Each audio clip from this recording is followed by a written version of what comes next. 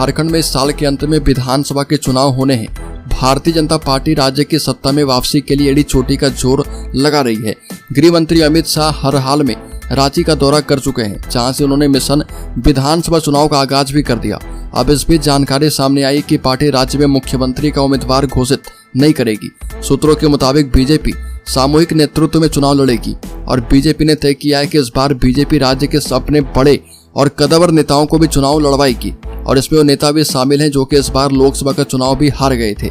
लोकसभा चुनाव की तरह बीजेपी झारखंड में भी अपने विधानसभा उम्मीदवारों के नाम का ऐलान जल्द करेगी ताकि उम्मीदवारों को प्रचार का पूरा समय मिल पाए। साथ ही उम्मीदवार को लेकर अगर कोई जमीनी नाराजगी हो तो उसको समय पर रहते हुए दूर किया जाए। बीजेपी आदिवासी जनजातियों मसलन संथाल, कोरांव, हो, मुंडा जनजाति बहुलता वाली सीटों पर अलग अलग रणनीति तैयार करेगी और इन सीटों पर इन जनजातियों से आने वाले राज्य और प्रदेश के बड़े नेताओं को चुनाव प्रचार में उतारेगी।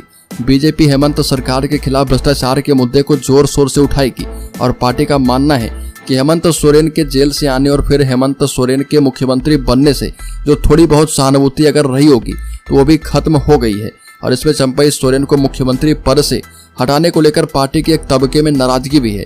बीजेपी बांग्लादेशी घुसपैठ के कारण झारखंड के डेमोग्राफिक बदलाव को भी चुनावी मुद्दा बनाएगी और बांग्लादेशी लड़कों द्वारा झारखंड की आदिवासी लड़कियों से शादी के बाद उनकी जमीन को हड़पने के मुद्दे को भी जोर शोर से बीजेपी उठाने वाली है।